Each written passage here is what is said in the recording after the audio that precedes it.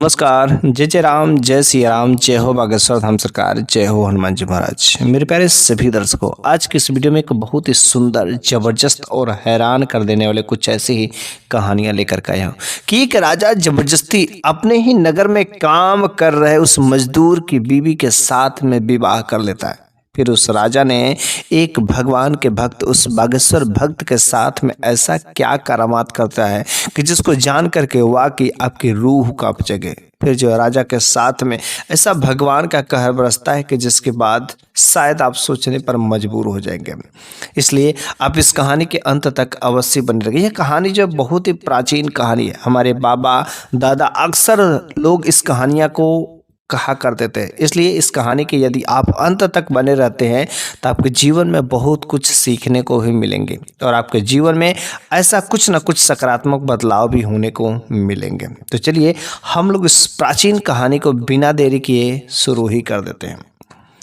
तो एक बार की बात है कि एक राजा जो अपने सल्तनत में राज्य करता था, उस राजा के पास में किसी चीज को कमी तो नहीं थी, लेकिन वह राजा वाकई बहुत ही नौजवान था, हिष्ट पुष्ट था, उसकी चेहरा में खूबसूरत था, हर तरीके से वह सही था। राजा की इकलौती रानी भी थी, हर तरीके से सब कुछ था, उसके राज्य में किसी प्रकार की कोई कमी नहीं थी। लेकिन जो प्रजा लोग थे, सारे के सारे प्रजा जो है राजा से डरते थे। राजा जो अपनी प्रजा को बहुत ही कंट्रोल में रखता था। लेकिन उस राजा के राज्य में एक और व्यक्ति रहता था जो अपनी पत्नी से बहुत ही बेइंतहा मोहब्बत करता था। वो एक मजदूर था, दिन भर काम करता था और शाम के समय में अपनी पत्नी के पास जो कुछ भी आता था खाते थे, पीते थे और प्यार मोहब्बत लोग आपस में लुटाते थे। दोनों पति पत्नी के बीच में बहुत ही गहरा संबंध था, इतना प्यार था कि शायद उसके अगल बगल किसी के साथ कोई पति पत्नी में इतना प्यार हो ही नहीं। उसके प्यार का, उसके जो आपसी संबंध के जो अगल बगल में लोगों में चर्चा होती थी, तो वास्तव में जो पति पत्नी का जोड़ा होता, जो प्रेम की परिभाषा होती, उनके साथ देखो। और यह बात जो उसका प्यार वाली जो परिभाषा है, उसके प्यार वाली जो जिंदगी उस मजदूर की, ये बात जो हर लोगों के कानों कानों में फैल गई थी। कितने लोग उस जोड़ी को देखने जाते थे, सुनने जाते थे, उससे बातें करने के लिए जाते थे और वास्तव में इन दोनों जोड़ियों को देख करके लोग प्रसन्न हो जाते थे, खुश हो जाते थे और वे कहते थे काश मेरी भी पत्नी ऐसी ही होती है। कुछ लोग कहते कि काश मेरी बाप पति भी ऐसा ही होता, थे हम भी ऐसे ही अपने पति से, अपने पत्नी से ऐसे प्यार करते। और यह बात धीरे धीरे उस राजा के कानों में भी खबर चल जाती है। राजा ने कहा, अरे भाई, इस नगर में मुझसे ज्यादा प्रेम करने वाला कौन है? मैं अपने रानी से जितना प्रेम करता हूं, भला मुझसे भी ज्यादा कोई है? रानी ने कहा, नहीं नहीं, एक व्यक्ति है, एक मजदूर है जो अपने ही नगर में काम करता है और उसका प्यार का, उसका जो प्रेम का जो चर्चा जो हर जगह अगल बगल में होती है और मैंने भी सुना है। तो उस राजा ने कहा कि अच्छा, वह हमसे भी ज्यादा अपने पत्नी से प्रेम करता है? उसने कहा, हाँ। अगर आपको विश्वास नहीं होता है तो एक बार जाइए, पहले उसकी पत्नी को देख आइए। राजा चुपके से, जब वो उसका पति जो है काम के वास्ते निकल जाता तो उसकी पत्नी घर पर रहती है। तो राजा जो है साधारण सा ड्रेस पहन करके और वह उसके घर के तरफ जाता है और कुछ बहाना बना करके किसी तरीके से उसके दरवाजा को नॉक करता है। और जैसे दरवाजा नॉक करता है तो उसकी पत्नी दरवाजा खोलती है और कहता है कि बस मेरे को बहुत जोर से प्यास लगी है, अगर आप मुझे पानी पिला देते तो बड़ी अच्छी बात होती है। उस मजदूर की पत्नी अंदर से जाती है और एक गिलास पानी भर करके लाती है। कहती है, अगर कुछ और चाहिए तो बोलिए, मैं हर तरीके से मैं आपको जो है सेवा कर सकती हूँ। उसने कहा, नहीं नहीं, मेरे को नहीं चाहिए।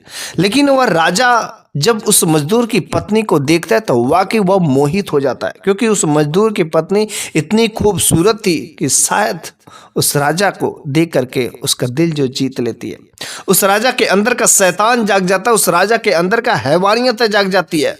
उस राजा ने सोचा, करी इतनी खूबसूरत स्त्री, ये तो मेरे महलों में रहना चाहिए। ये भला इस मजदूर के घर पर क्या कर रही है? इसका जगह जो है इस झोपड़पट्टी में नहीं है, इस गरीब खाने में नहीं है, बल्कि इसका तो जगह जो महलों में होना चाहिए। और भला ये मजदूर के साथ में ऐसा क्यों कर रही है? जब वह राजा अपने महल में आता है तो अपने मंत्रियों को, अपने सैनिकों को, जो खास खास लोग रहते हैं उनके साथ में वो बैठक करता है और कहता है कि देखो, मैंने भी उस स्त्री को, उस मजदूर की पत्नी को देखा यार, वास्तव में वैसी पत्नी, अगर वैसी स्त्री किसी को भी मिल जाए तो उतना प्यार तो होगा ही होगा, लेकिन मैंने जब उसको देखा तो यार मैं तो मोहित रह गया। मंत्रियों ने कहा अगर आप मोहित हो गए तो बोलिए आप करना क्या चाहते हैं। तो उस राजा ने कहा उसका जगह जो मेरे महल में होना चाहिए और मैं उसके साथ विवाह करूंगा और मैं उसको अपनी रानी के जैसे बना के रखूंगा, बस किसी तरीके से मेरा उससे विवाह करा दो। मंत्रियों ने कहा अरे उसका ऑलरेडी विवाह हो चुका है, उसका पति मजदूर है, शायद आप ये भूल रहे हैं कि वह शादीशुदा और आप कैसे शादी कर सकते हैं। उस राजा ने कहा उससे कहो कि अपने पत्नी को तलाक दे दे, और जब वह पत्नी को तलाक दे देगा तो ऑटोमेटिक मैं उससे विवाह कर लूंगा। फिर जो है राजा के सैनिक जो है उस मजदूर के घर पर जाते हैं और उसकी पत्नी को उसके पति से, दोनों से कहते हैं कि देखो भाई, ये जो तुम्हारी पत्नी है ना, तुम्हारी पत्नी राजा साहब को बहुत ही पसंद आ गई है और तुम इसे तलाक दे दो और राजा साहब तुम्हारी पत्नी से विवाह करना चाहते हैं। तो उन्होंने कहा नहीं नहीं, हम लोग आपस में बहुत ही प्रेम करते हैं। उसकी पत्नी भी कहती है अरे कुछ भी हो जाए मैं तलाक नहीं देने दूंगी और मैं राजी ही नहीं होंगी। लेकिन राजा साहब हर तरीके से जितना सीधा सा प्रयास करना चाहे कर चुके, लेकिन कोई चाल कामयाब नहीं होती है। तो मंत्रियों ने सुझाव दिया अरे जब ऐसे नहीं काम कर रहा है तो तलवार की नोक पर रखिए, देखिए कैसे नहीं उसे मारने की धमकी दिया जाए, ऑटोमेटिक वह तलाक देने के लिए राजी हो जाएगा। फिर राजा के सैनिक गए और उस मजदूर को उठा करके लेकर के राज दरबार में चले आते, तलवार की नोक पर जो है उसका गर्दन रख करके कहते कि अपनी पत्नी को अगर तलाक नहीं दोगे तो यहीं पर जो है सर धड़ से अलग कर दीजिएगा, क्योंकि राजा का ही शासन है और यहां पर कोई बोलने वाला नहीं है। बेचारा वो डर जाता है और डर के सहम करके वह कहता है कि ठीक है मैं अपनी पत्नी को तलाक दे दूंगा, डर करके। जब यह बात जो है घर पर जाता है और अपनी पत्नी को बताता है तो दोनों पति पत्नी मिल करके गले लग करके खूब रोते हैं। वह पत्नी कहते भले ही राजा जो है आपसे जबरदस्ती तलवार की नोक पर, बंदूक के दम पर जो है मुझसे तलाक तो ले लेगा, लेकिन मैं उस राजा की कभी हो नहीं सकूंगी।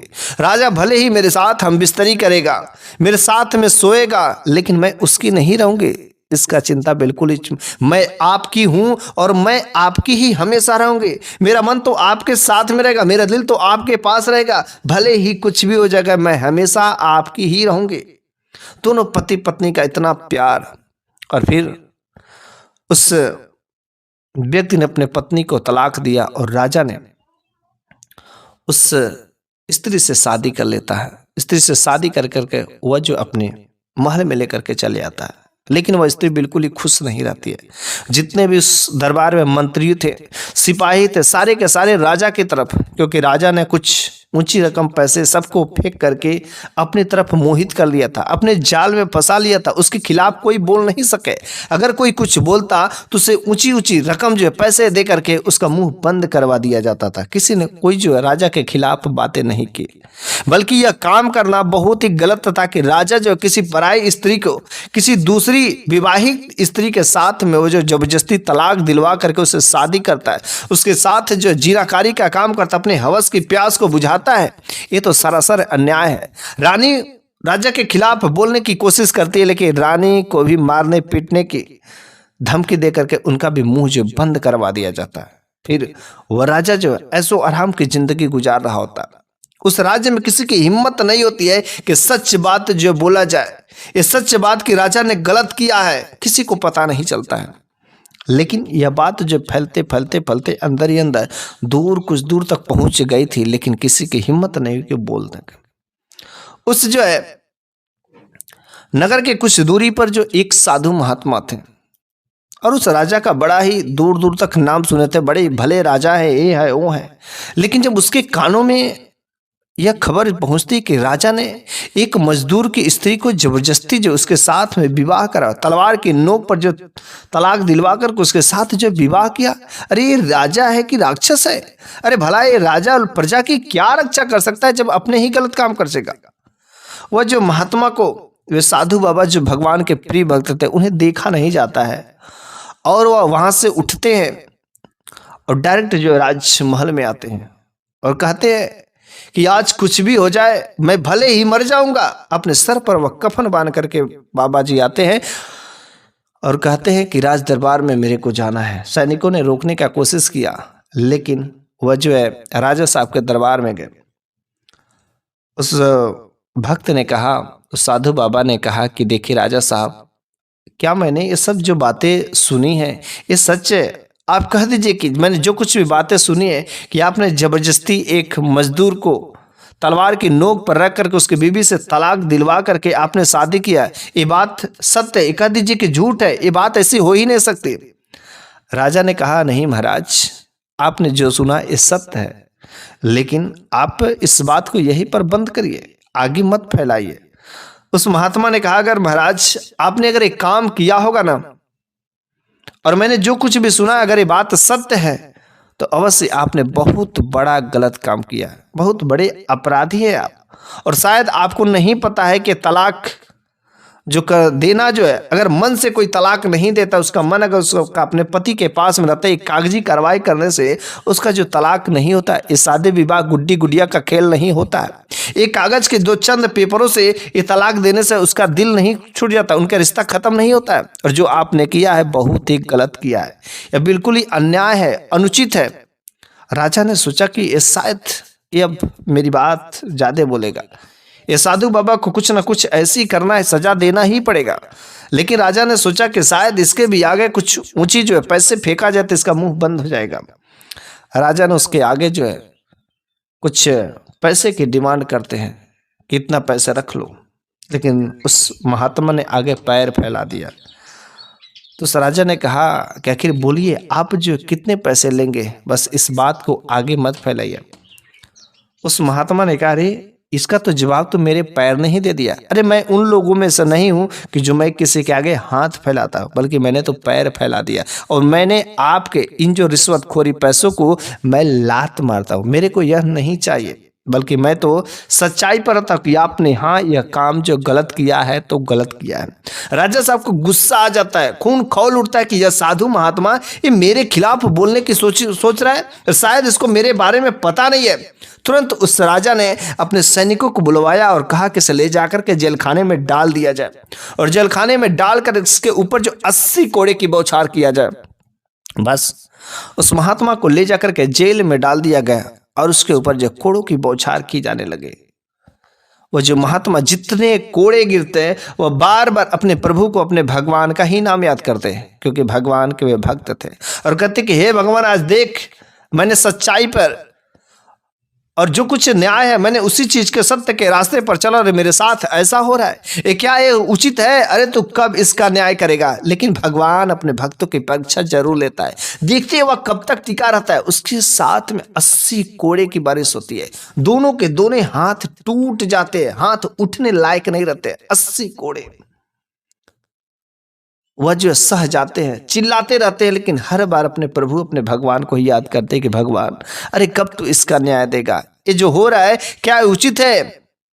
वह जो साधु महात्मा बार बार एक ही बात बोलते। 80 कोड़े की बौछार करने के बाद राजा साहब उस महात्मा से मिलने जाते हैं और कहते हैं कि बोल महात्मा, अरे तू ठीक है, भगवान की पूजा पाठ करता है, भक्ति भाव करता है, मेरे इस मामले से तू बाहर चल जा।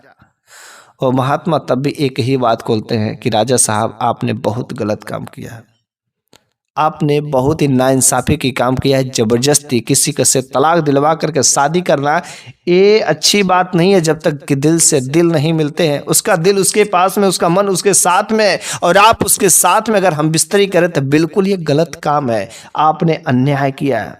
राजा का खून खौल उठता है और जो है अब कहते कि देखो ये इसके हाथ पैर में बेड़िया डाल दिया जाए, हथकड़िया डाल दिया जाए, ये ऐसे नहीं इसका मुंह बंद होने वाला है। उनके सैनिकों ने तुरंत जो उस महात्मा के हाथों में हथकड़िया डाल करके पीछे रास्ते और पैर में भी बेड़िया डाल दी जाती है। और फिर जो है राजा ने कहा इसको पूरे दरबार में, पूरे राज्यसभा में जो है घोड़े पे लाद करके इसको पेट की बदौलत, और यह जो घोषणा किया जाए, सबसे कहा जाए कि देखिए इस महात्मा ने, इस व्यक्ति ने राजा के खिलाफ बोलने की कोशिश की, और देख आज इसकी हालत ऐसी ही हो रही है। फिर जो दोबारा कोई मेरे खिलाफ जो कोई आवाज उठाने की कोशिश नहीं करेगा। फिर यही हुआ, उनके सैनिकों ने उस महात्मा को घोड़े पर जो पेट की बदौलत लिटा करके और पूरे दरबार में, पूरे राज्य में घुमाने लगे।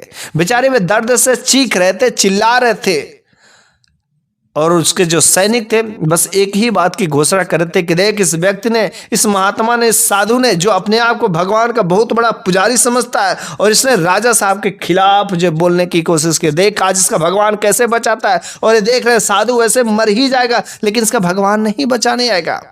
उस महात्मा ने कहा, चिल्ला करके उस राज्यसभा में पूरे लोगों के बीच में, जब घोड़े पे घूम रहे थे वह बेचारे बोल रहे थे, चिल्ला रहे थे, अरे हमेशा ये जान लेना सच्चाई की ही जीत होती है। अरे तुम सब घर में आराम से बैठे पड़े हो, कुछ नहीं है, अरे आराम से मस्त से पड़े हो, लेकिन देख मैं सच्चाई के रास्ते पर लड़ रहा हूं। सच्चाई, मैंने सच बोला है कि राजा ने जो काम किया है सही नहीं किया है, ये राजा का काम जो बिल्कुल ही गलत है। इसलिए न्याय का रखवाला है ऊपर वाला, उसके घर में देर है अंधेर नहीं, और आज नहीं कल उसके साथ होकर के ही रहेगा। फिर जो है उस साधु महात्मा की हालत बिल्कुल ही खराब हो जाती है, बदतर हो जाती है। शाम के समय में उसको फिर से ला करके जेलखाने में डाल दिया जाता है। दोनों के दोनों हाथ टूट गए रहते हैं, क्योंकि उसके ऊपर इतना कोड़े बरसाया गया था। तो ऊपर से हाथों में बेड़िया, पैरों में बेड़िया, वह जो सोचते कि मैं अपने भगवान को याद कर लूं, लेकिन उनके दोनों के दोनों हाथ नहीं उठते हैं। अपने प्रभु को याद करना चाहते थे, पूजा पाठ करना चाहते थे, क्योंकि उनके पास वहां पर कुछ भी चीजें नहीं था, आंखों में आंसू थे, और वह कह रहे थे कि हे भगवान, अरे आज देख मेरी हालत ऐसी हो गई कि मैं अपने दोनों हाथों को जोड़ भी नहीं सकता, अरे मैं तेरे को याद भी नहीं कर सकता, मैं तेरे को प्रार्थना भी नहीं कर सकता। ये क्या तू मेरे ऊपर को ऐसा दिन दिखा रहा, आखिर ये मेरे साथ क्या हो रहा है? अरे कब तक ये मेरे पर ऐसा रहम करेगा? अगर ऐसे ही एक भक्त के साथ में होता रहेगा तो तेरा भक्ति भाव करने से, तेरा पूजा पाठ करने से क्या फायदा होगा? उसी रात जो है साधु महात्मा के साथ में इतना कष्ट होता है, इतना दुराचार होता है, और उसी रात जो है राजा की रानी के कमरे में एक जो है भयानक विषैला सर्प जाता है। उस राजा की रानी को जो है वह सर्प काट लेता है। जैसे सुबह पता चलती है, करे रानी को सर्प ने काट लिया, और रानी की हालत तो बिल्कुल मूर्छित अवस्था में, उसका शरीर जो धीरे धीरे नीले पड़ना शुरू हो गए। अब तो वह राजा पूरे राज्य में अनेक प्रकार के वैद्य, हकीम, झाड़ने वाले को सबको बुलाता है, लेकिन किसी का कोई जो रुतबा काम नहीं करता है। जब कोई कुछ काम नहीं करता है, सब लोग थक जाते हैं। राजा बड़े ही उदास में बैठा हुआ था। उस महात्मा ने उस जेलखाने के जो दरवाजे पर सैनिक था उससे कहा कि एक बार मेरे को भी उस रानी के पास में जाओ, मैं भी कुछ मंत्रों को जानता हूँ, और शायद रानी मेरे झाड़ने फूकने से ठीक हो जाए। यह खबर जो उस राजा के पास में जाती कि जो जेल में बंद वह साधु महात्मा है ना, वह भी जो है कुछ झाड़ फूक करना जानता है, और शायद उसको भी मौका दिया जाए। बेचारा राजा थका हारा, उसने कहा ठीक है उसे भी बुलाया जाए। अब सैनिकों ने उसे हाथ में जो कड़िया पड़ी हुई है, बेचारा वह जेलखाने में सिकड़े पड़ी हुई है, पैर से चल नहीं पा रहा है, लेकिन वह धीरे धीरे टघलते टघलते आखिर उस रानी के कमरे में जाता है, और वो साधु बाबा कुछ जो मंत्रों को पढ़ते हैं, अभिमंत्रित करते हैं, और रानी के मुख में 2 बूंद जो जल डाल करके और अपने प्रभु से कहते कि हे भगवान, अरे इन्होंने तो कुछ गलती नहीं किया है, लेकिन आपने इस बेगुनाह जो रानी के साथ में जो इतना अत्याचार हुआ है, इनके सामने एक सौतन वो ला करके रखा है, भला इनको क्यों कष्ट दिया? अरे आप इसको फिर से जीवन दे दीजिए, इसके साथ में ऐसा अन्याय मत करिए। और उस महात्मा की विनती को स्वीकार हो जाती है, और कुछ ही समय बाद वो रानी फिर से जो है सही हो जाती है, उठ करके बैठ जाती है, और ऐसा लगता है कि उन्हें कोई कुछ हुआ ही नहीं था, बिल्कुल हिष्ट पुष्ट हो जाती है। राजा बड़ा ही खुश होता है, प्रसन्न होता है कि इस महात्मा ने, ठीक थोड़ी सी दया आती है। उन्होंने कहा चल ठीक है, तूने मेरे रानी को बचा दिया, बड़ी अच्छी बात है, और मानता हूं कि मैं यहाँ तेरे अंदर भी कुछ शक्ति है, लेकिन मैं तेरे को जेलखाने से छोड़ने वाला नहीं हूँ। हाँ, लेकिन जो तेरे हाथों में ये जो बेड़िया पड़ी है, इस बेड़ियों को से मैं तुमको मुक्त कर देता हूँ।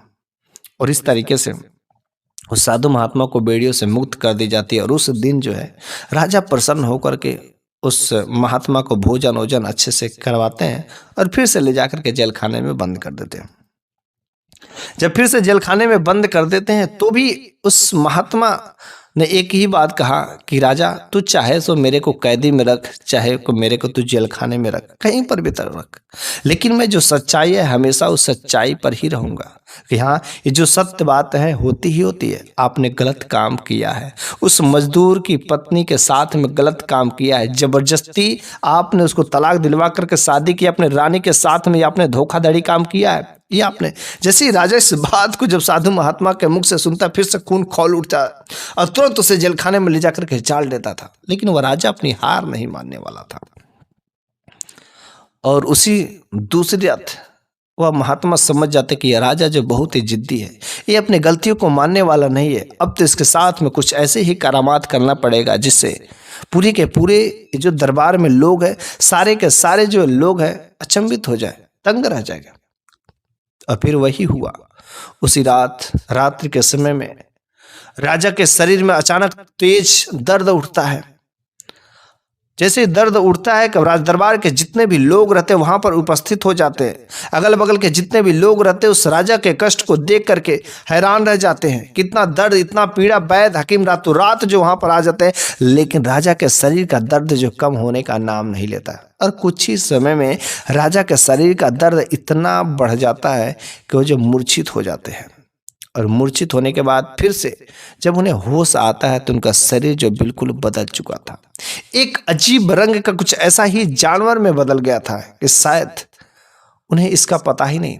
जब सारे के सारे लोग, पूरे दरबार में जितने भी लोग थे, जब उन्हें देखते हैं तो वाकई हैरान रह जाते, चकित रह जाते कि हाय रे, ये राजा के साहब के साथ में ऐसा क्या हो गया, इन्होंने कौन सा ऐसा काम कर दिया। सारे के सारे राज दरबार में सारे के सारे लोग जानते थे कि राजा ने कौन सा गुनाह किया, फिर उनके साथ में ऐसा हादसा हो जाता है। बहुत ही अचंभित हो जाते हैं सभी लोग। सुबह हो जाती है, पूरे दरबार में कोलाहल मच गया रहता है कि राजा को क्या हो गया, राजा को क्या हो गया, राजा को क्या हो गया।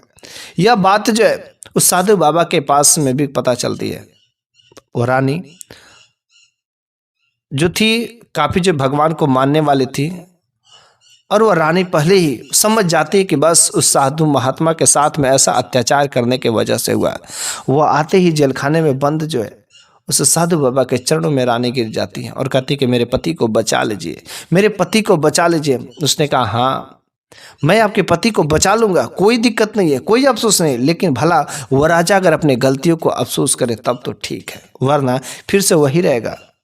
उस रानी ने कहा नहीं, अब वो ऐसी गलती बिल्कुल ही नहीं करेंगे, मैं उनसे कहूंगी, मैं उनसे प्रार्थना करूंगी, मैं उनसे विनती करूंगी। और फिर उस महात्मा को ले जा करके राज दरबार में उपस्थित किया जाता है। और महात्मा सारे राज दरबारियों के साथ में कहते कि अगर आप लोग जो मेरा साथ देंगे तो राजा जो गलत काम किया है उसका जो न्याय मिलेगा, वह जो मजदूर की पत्नी के साथ में ऐसा जो गलत काम करे उसे छोड़ दे, तब तो मैं इसको फिर से राजा बनाऊंगा, वरना फिर से इनका पूरा का पूरा जीवन अब ऐसे ही रहेगा।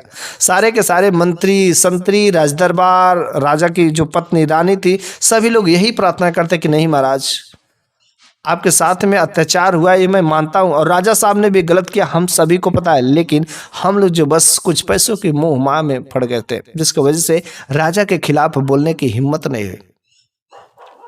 उस महात्मा ने कहा ठीक है, तब अब मैं इनको मुक्त कर ही देता हूँ। फिर जो है वह भगवान के भक्त अपने भगवान से, अपने प्रभु से प्रार्थना करते हैं कि विनती करते हैं कि हे प्रभु, इस राज दरबार के जितने भी लोग अपने गलतियों को मानने लगे और यह राजा भी अपनी गलती का प्रायश्चित करेगा, इसके साथ जो हो रहा है उसे मुक्त कर दीजिए, अब यह दोबारा गलती नहीं करेगा।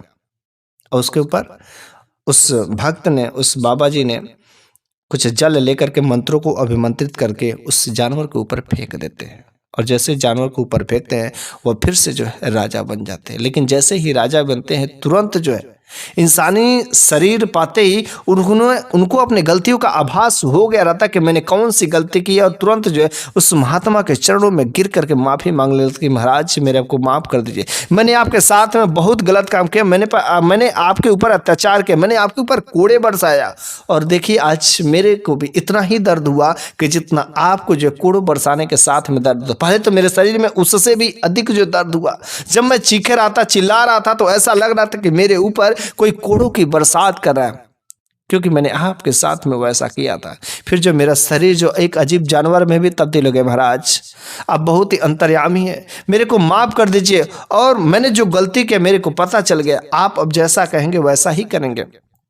फिर उस महात्मा ने कहा कि जब राजा साहब, जब आपको अगर अपनी गलती का आभास हो ही गया है तो भले उस मजदूर को बुला करके और उस मजदूर की पत्नी से बुला करके आप उनसे माफ़ी मांगिए, तब जा करके मैं जो है तुम्हें माफ़ करूंगा।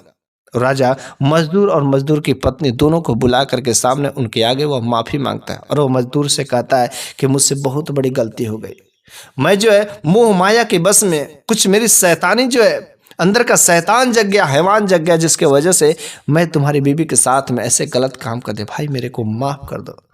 वह जो है मजदूर जब मेरे को देखता है कि मेरे सामने राजा साहब माफ़ी मांग रहे और राजा साहब को माफ़ कर देता है, फिर जो है उसकी ज़िंदगी सही से हो जाती है। उसकी पत्नी उसके पास में चली जाती है और वह राजा रानी और फिर से सारे के सारे प्रजा लोग जो है सही से रहने लगते हैं। वह जो है अपनी पत्नी को भी स्वीकार कर लेता है, क्योंकि राजा ने अपनी गलती का प्रायश्चित कर लेता है।